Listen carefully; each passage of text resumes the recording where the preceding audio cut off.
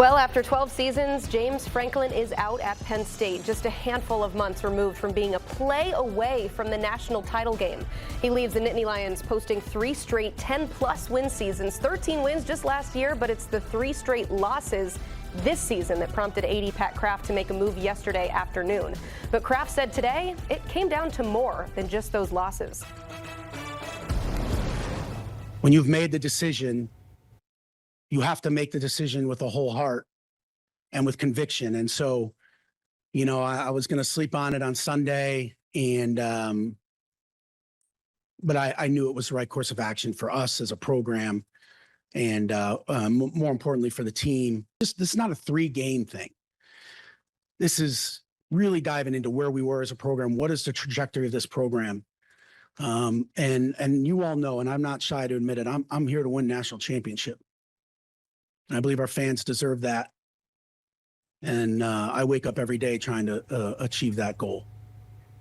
There's Penn State's athletic director speaking today. We know Tyler Donohue was there, and now he's here with us from Lions 24/7 covering the Penn State beat. So now you've got no head coach, no starting quarterback, no conference wins, but interim Terry Smith did speak today. So what did you learn about what we should expect the rest of the way, Tyler?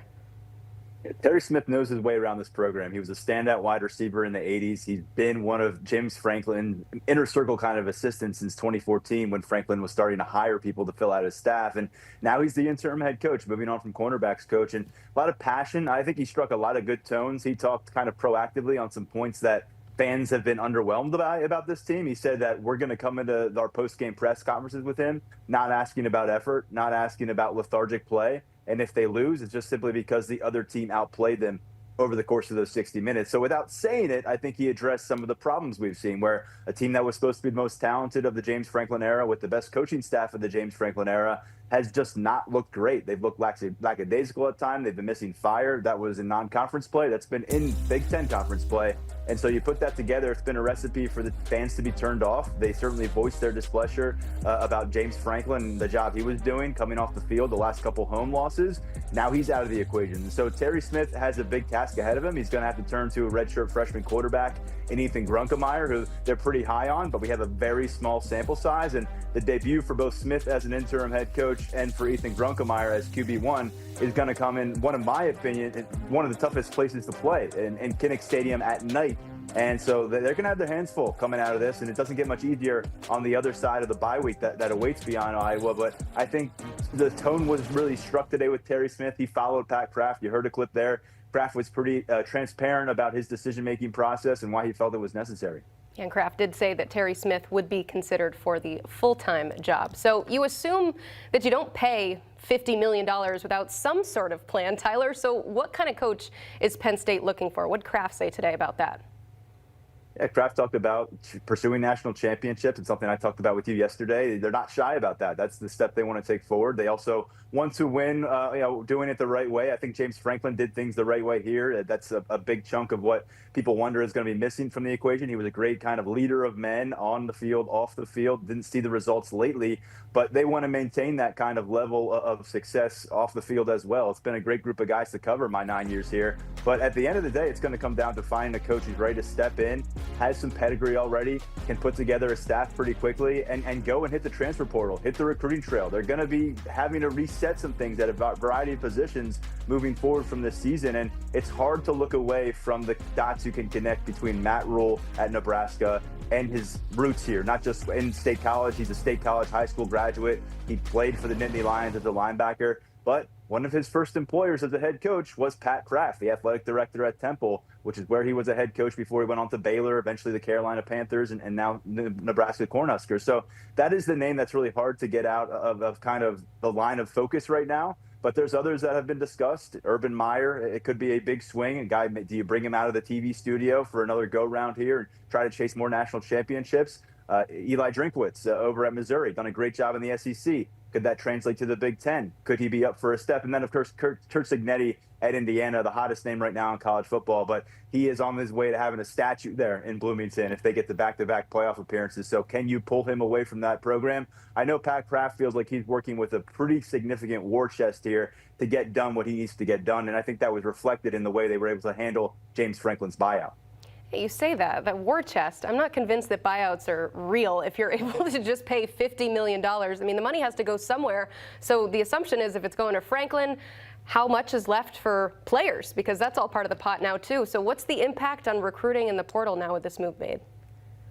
Early returns I've heard on this move is that money is not going to be an issue, period, for Penn State football moving forward. I know that's a hard thing to hear and understand after $50 million got to go out of your pocket, although, there's some offset language in that if James Franklin picks up another job. But there may be some donors stepping up to the plate here. And this is a program that has been kind of desperate for some of those big whale kind of donors that you see show up on other campuses. And right now, it seems like there might be a moment where some things are possible for them. And they're going to have to get it done in the transfer portal. Pat Kraft said they want a very aggressive approach to go what they need to do, support the new head coach in his endeavors. But right now, you look at the recruiting trail, they've lost 5 commits so far since James Franklin's firing. They've had a few other guys say, I'm not uncommitted, but I'm also open up to other options. So whatever you want to qualify that as. But their 2027 class, for instance, which is the high school juniors right now, that was the #1 class in the country for 24/7 sports rankings about 2 weeks ago. It's now an empty cupboard. There is not a single commit in that class. So they've got work to do, but they got to focus on this 2026 class first.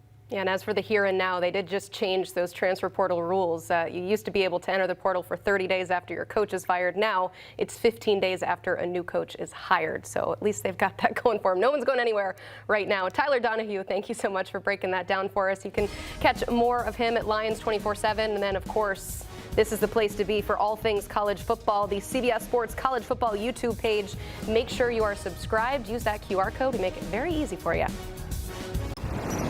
It took just 15 days for Penn State to go from the #3 team in the country to in the middle of a 3-game losing streak and looking for a new head coach. So Saturday's home loss to Northwestern seemed to be the last straw with the Nittany Lions firing head coach James Franklin on Sunday. So it's Terry Smith who takes over as interim head coach starting with Saturday's game at Iowa and there on out. So for more on the Nittany Lions, let's welcome in former Penn State tight end Adam Brenenman. Adam, good to see you. So in your eyes, do you think this ultimately was the right move for Penn State at this point of the season?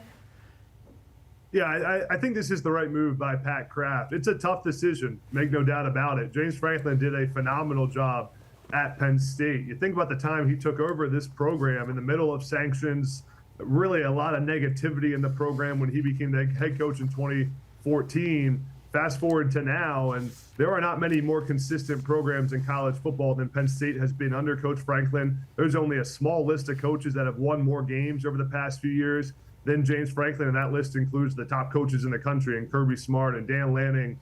So James Franklin's done a really good job, but after the performance on the field, losing to Oregon, having a loss to UCLA and Northwestern, which are inexcusable, I thought there was a sense around the program that it was time to move on. Coach Franklin looked a little bit defeated about what was going on in the program, and Pat Kraft made the really tough decision to move on. I think this now sets Penn State up with an advantage in the hiring cycle to find the head coach of the future that can lead them to a national title. Yeah, and Pat Kraft saying this is not just a 3-game thing. It's really about diving into where we are as a program. So before we get to some coaching changes or who you think can step in, you're a player. You've obviously been through these sort of coaching changes, right? So how do players pick up the pieces and move on? Also, when you consider Drew Aller, and you have some tough opponents on the schedule, Ohio State November 1st, and then Indiana the week after. Yeah. Great question. It's going to be tough for these players because of how close most of them were with Coach Franklin. I mean, been there 12 years. Every single person in that football building was brought there by James Franklin. And every single one, players, coaches, training staff, equipment managers, were tied to James Franklin. This is a unique situation where a lot of times you have coaches that have had as much success as Coach Franklin has had. Usually they're retiring on their own or they're taking a new job. Hardly ever are you seeing a program that's won as much as Penn State actually fire their head coach. So it's going to be a really tough job for the new interim head coach, Terry Smith, to rally these players together.